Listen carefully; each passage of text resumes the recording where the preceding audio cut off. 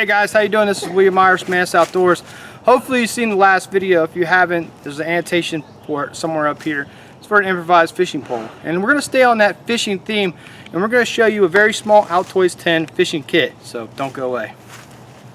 Alright guys, so this leather pouch here is made for an Altoids 10. And it's made by Augie Gomez. And I haven't talked to that guy in a long time, but he makes really good leather.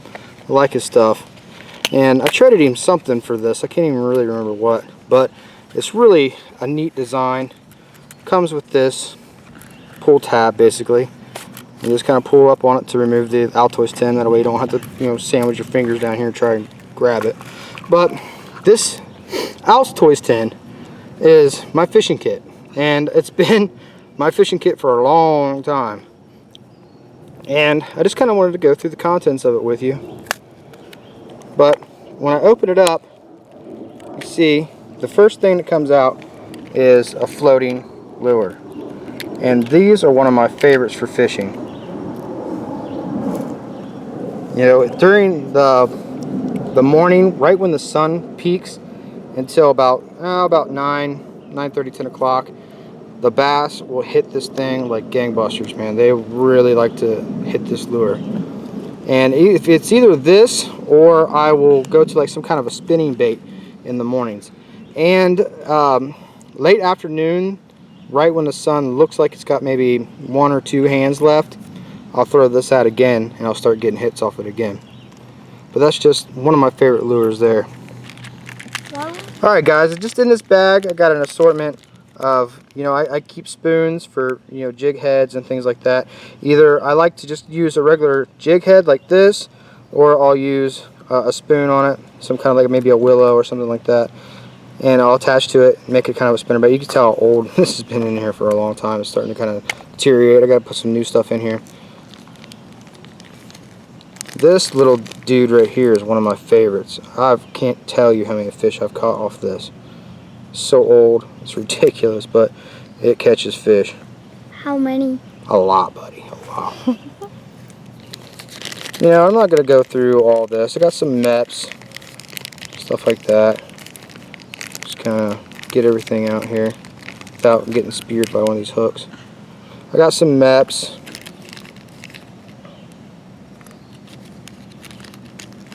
Another jig head that I can use with a spoon. Keep in there. And then I'll keep some of these nice jigs right here. I like these chartreuse jigs. I keep them pretty well wrapped up in plastic and then duct taped, although I got to replace this duct tape just to keep them vital. They'll dry out, they won't be worth anything. And then in here, I don't want to remove the duct tape, but I have some like plastic rubbery, fish looking like shads basically. And they do really well as well. I got some weight, some sinkers, lead sinkers, an assortment of those depending on what I'm fishing for.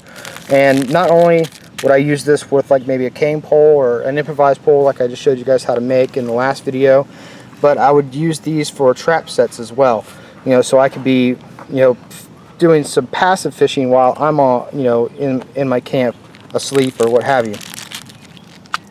Then I keep enough line on here to make improvised fishing poles, cane poles, fishing sets, line, shore sets, stuff like that.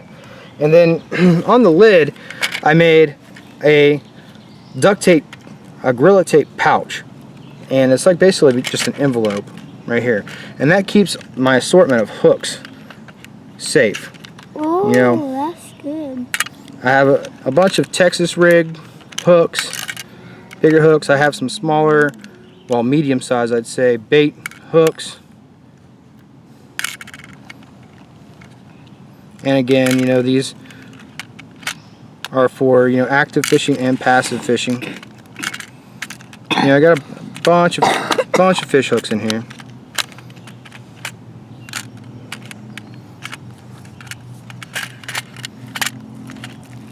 Can fishing hooks break? I guess they can, yeah. I haven't had too many ever break.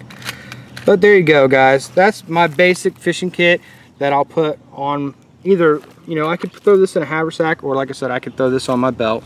I don't really wear it on my belt too often unless I'm actually going fishing, and then I'll throw it on my belt and then I can access it really quickly. But I just wanted to show you guys this, just show you an option for a little tiny fishing kit and the Altoids 10. And the reason why I wanted to do that was because Altoids 10s are something that's really hot in like the survival world. And you know, I'm not saying it condescendingly, it's just that I see a lot of people like, oh, the Altoids 10 survival kit, and that's just crazy to me. You know, you are never going to be able to fit everything that you need into an Altoids 10 for a survival kit. You know, these little tiny, I mean, would it be good to have instead of nothing? Sure, you know, but I want a stainless steel bottle, I want other things. I don't want a little tiny ferrule rod, I want a 1/2 inch ferrule rod. You know, you're never going to be able to fit all the stuff that you need into a tiny Altoids 10. It's just crazy.